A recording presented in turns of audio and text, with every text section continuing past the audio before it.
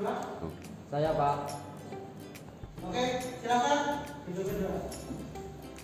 Sebelum mengawali pembelajaran hari ini, mari kita berdoa.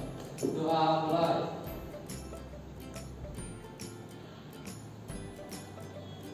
Doa selesai. Salam kepada Pak Guru.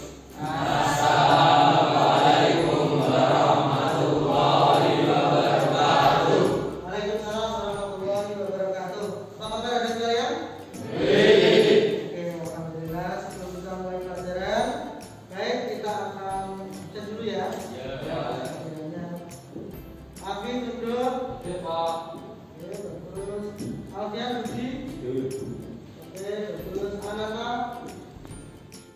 Oke, baik ada sekalian, silakan dikeluarkan alat tulis menulisnya. Kita belajar hari ini. Siap belajar hari ini? Siap. Oke, silakan dikeluarkan alat tulis menulisnya. Pada kesempatan hari ini semuanya kelihatannya sudah siap belajar, tetapi akan saya tanyakan dulu, apakah ada yang mengalami kesulitan dalam mempelajari materi kemarin atau dalam penyelesaian PR atau tugas rumah?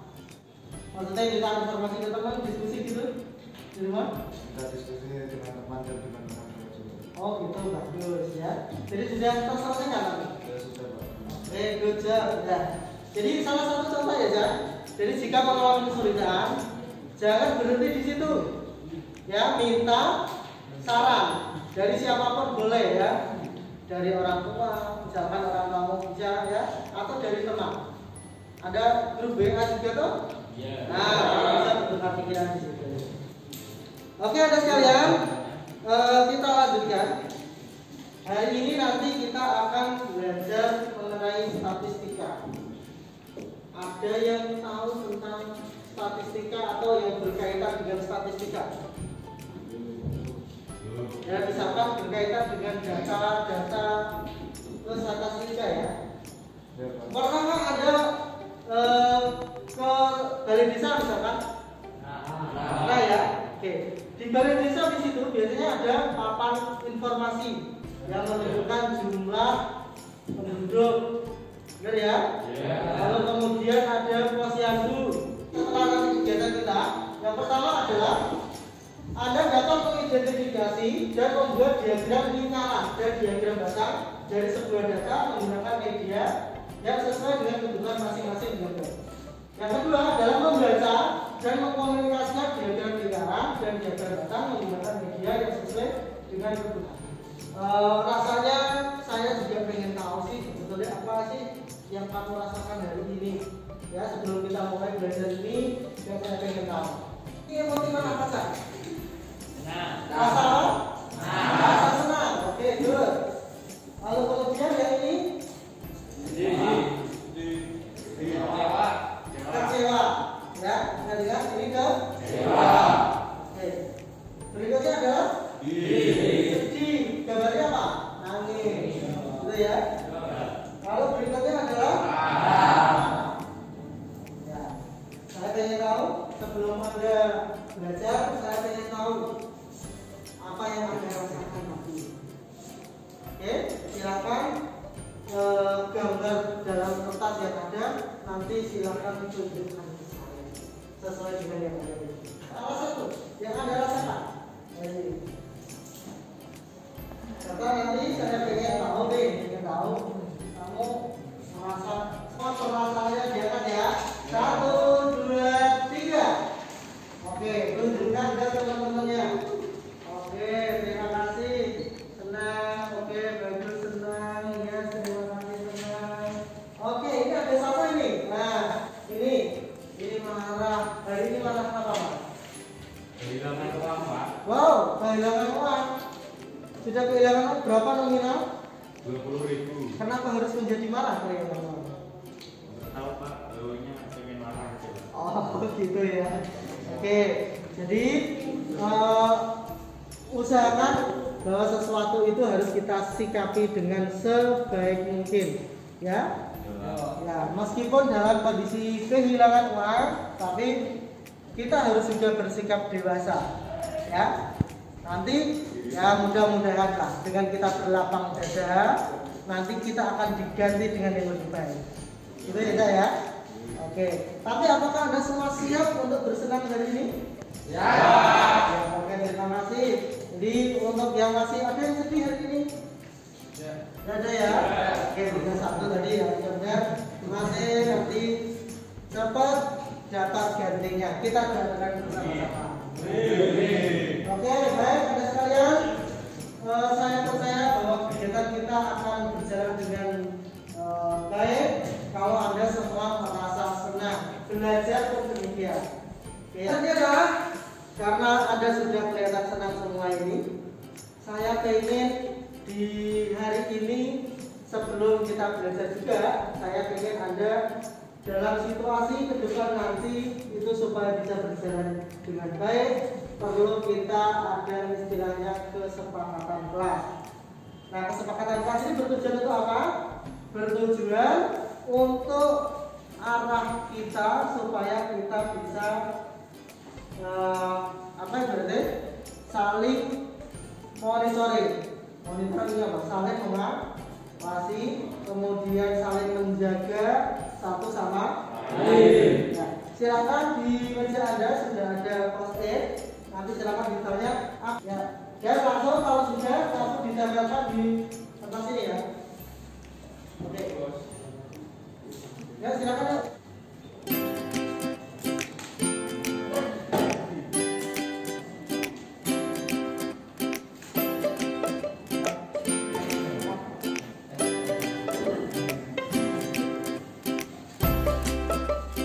Ya. Thank you. Udah ya, yang pertama coba ini saling menghormati, setuju ya?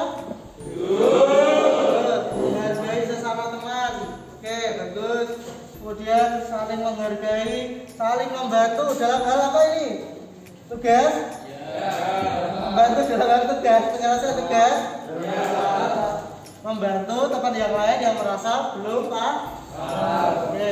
Harus saling menghargai sesama anggota kelas ya. Melaksanakan piket kelas bagus ya. Yang bertanggung jawab terhadap kebersihan kelas. Setiap kali nanti sesi terakhir adalah yang piket kelas. Tetapi wajib menjaga kebersihan secara umum ya. Kemudian mengerjakan tugas tepat waktu ya. Oke. Tugasnya tepat waktu, membersihkan ruang selesai jam pelajaran. Oke, setuju? Oke. Rajin mengerjakan tugas. Oke, masuk dan keluar kelas tepat waktu. Setuju ya? Kemudian ya, aktif dalam diskusi. Itu ya, nanti semuanya harus aktif. Oke, thank you. Kita kasih aplaus semuanya.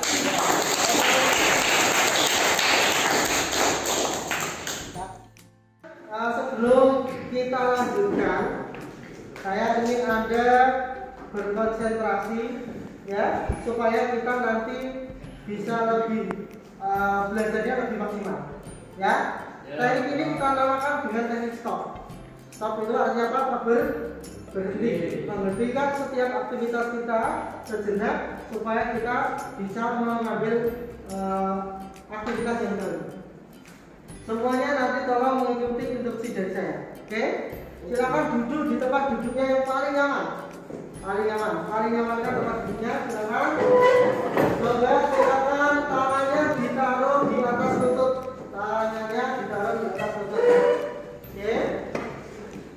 Oke. Lalu kemudian silakan kalau sudah rileks, coba pejamkan mata Anda. Pejamkan mata. Oke. Kemudian rasakan setiap aktivitasmu ya. Lalu kemudian tarik nafas dalam-dalam 5 kali ya. 1, 2, keluarkan pelan-pelan. Ya. Kembali tarik nafas lagi. Keluarkan. Tarik nafas lagi. Keluarkan, rasakan setiap hembusan nafasmu, tenangkan pikiranmu, sejenak lepaskan semua kegiatan dan aktivitasmu. Tarik nafas lagi, keluarkan, sekali lagi tarik nafas dalam-dalam, keluarkan. Oke, sudah, silakan buka mata Anda. Oke, apa yang Anda rasakan? Apakah ada tenang? Tambah tenang? Tambah konsentrasi? Ya? Minimal apa? Ada yang rasakan adalah berarti Anda tenang, tidak merungsung. Betul ya? Jadi sejenak itu salah satu teknik nanti bisa diterapkan untuk setiap kali aktivitasnya. Kalau memang penat, pikiran pusing, belajar gini, jadi ya bisa coba sejenak tarik nafas, buang nafas, sejenak. Jadi lakukan saja teknik itu dalam beberapa. Nanti kamu akan menemukan sesuatu hal yang baru supaya bisa melatih konsentrasi. Kalau untuk semuanya.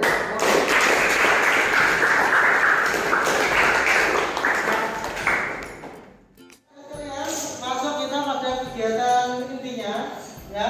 Jadi kegiatan ini nanti kita akan belajar mengenai statistika, ya. Teknik yang kita pakai nanti adalah kelompok. Anda sudah kami bagi berdasarkan yang kemarin. Anda sudah sesuai dengan tipe belajarmu. Ada yang di sini kelompok kinestetik, kemudian ada kelompok auditory dan ada kelompok visual. Nanti silakan ikuti lembar kerja yang saya berikan. Ya, nanti diskusikan beserta kelompokmu sesuai tipe gaya belajar Anda. Ya, lalu kemudian nanti diskusi. Kita kasih waktu nanti 40 menit ya. Oke. Karena perwakilan dari kelompok Anda nanti untuk ada yang presentasi. Itu ya, paham ya? Oke, baik. Silakan diskusi. This is fotokopi ya, Bapak ambil warnanya dari lagu Balonku ada 5 ya. Balonku ada.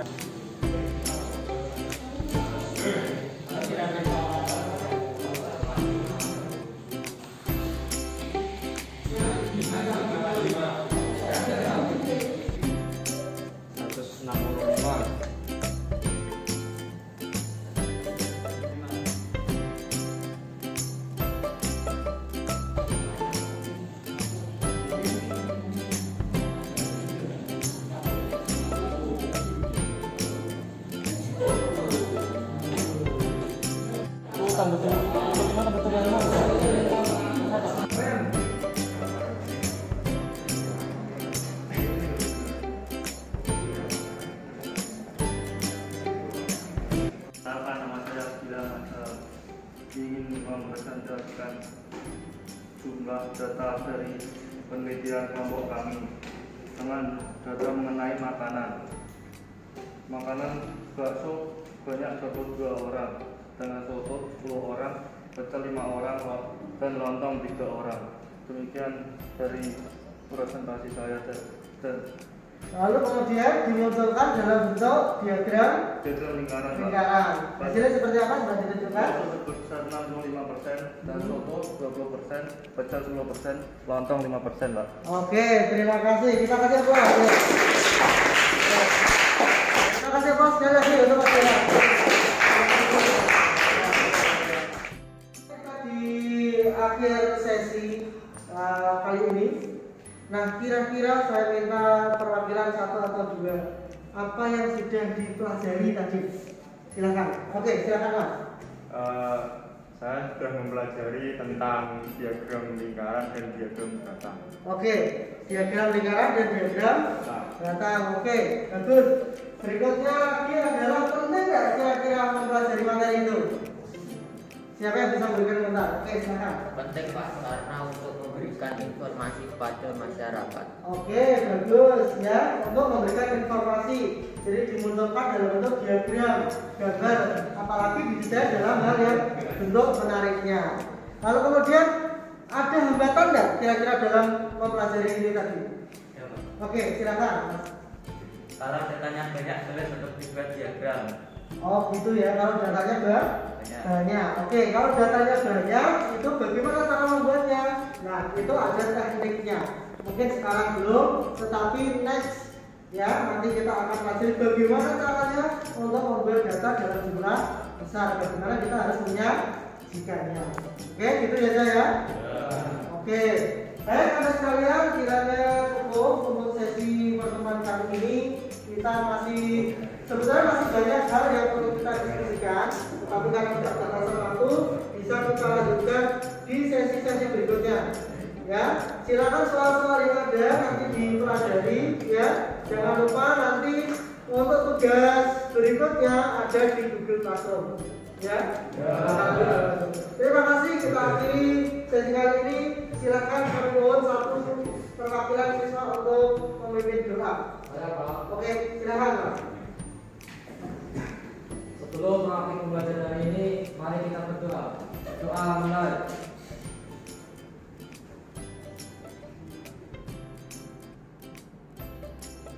Doa selesai. Beri salam pada Pak Guru. Assalamualaikum warahmatullahi wabarakatuh. Waalaikumsalam warahmatullahi wabarakatuh. Ya, kita lanjut ke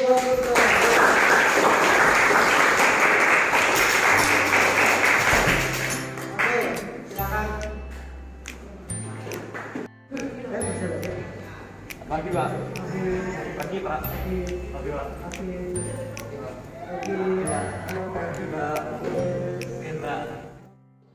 Assalamualaikum warahmatullahi wabarakatuh. Salam sejahtera untuk kita semua.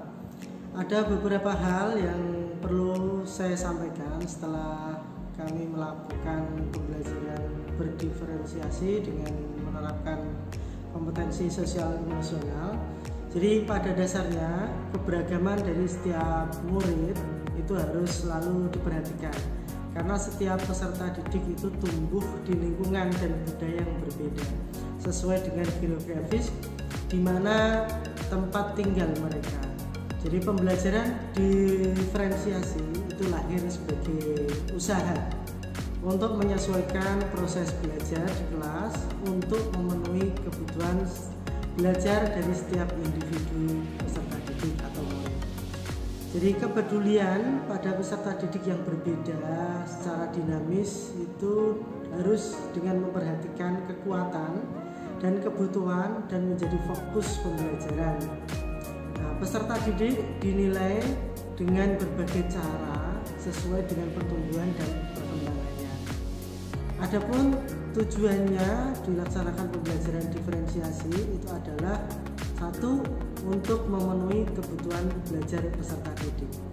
Yang kedua, untuk membantu setiap peserta didik itu tumbuh semaksimal mungkin sesuai dengan kompetensinya atau kemampuannya.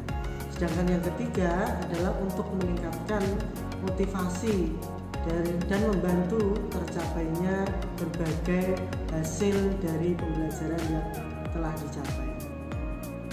Nah, sedangkan hal-hal lain yang terkait dengan itu yang dilakukan adalah melakukan pemantauan kebutuhan belajar peserta didik berdasarkan kesiapan belajar, minat dan profil belajar peserta didik atau murid. Lalu kemudian menyusun rencana pelaksanaan pembelajaran berdiferensiasi berdasarkan pemetaan kebutuhan belajar mereka yang sudah didapat. Ya. Yang ketiga adalah melakukan kolaborasi dan komunikasi yang efektif dengan rekan sejawat. Nah, dukungan dari mereka itu menjadi penyemangat dalam melakukan aksi nyata demi mewujudkan pembelajaran berdiferensiasi di kelas secara efektif. Lalu kemudian rencana tindak lanjut untuk pelaksanaan atau kegiatan tersebut adalah kami berusaha konsisten dan komitmen dalam menjalankan perubahan dan menghadapi keberagaman peserta didik. Yang kedua adalah kami berusaha menggali potensi diri dan pengembangan diri agar kedepannya bisa selalu lebih baik lagi. Dan berikutnya adalah kami tetap berkolaborasi dengan rekan sejawat dalam melakukan perubahan positif tentunya di sekolah. Dan yang keempat, kita harus selalu terbuka atau menerima kritik dan saran yang bersifat membangun untuk perkembangan dan kemajuan yang ada di sekolah dan terutama untuk proses kegiatan belajar di kelas. Jadi hal-hal positif itu yang menjadi pertimbangan kami dalam melaksanakan kegiatan berdiferensiasi, tapi yang jelas murid merasakan hal yang berbeda dari kegiatan tersebut. Di samping memang kegiatan yang dilaksanakan cukup menyenangkan bagi mereka, lalu kemudian mereka mengakomodir dari setiap pemikiran-pemikiran mereka dengan subjek atau minat mereka yang hampir sama, kemudian kita kelompokkan dan seterusnya, mereka lebih nyambung, lebih dapat berkomunikasi dengan efektif. Dengan menerapkan kompetensi sosial emosional, salah satunya adalah dengan teknik stop. Jadi pada dasarnya mereka menjadi lebih fokus, jadi lebih bisa berkonsentrasi dalam hal kegiatan pembelajaran di kelas. Demikian apa yang dapat saya sampaikan. Terima kasih atas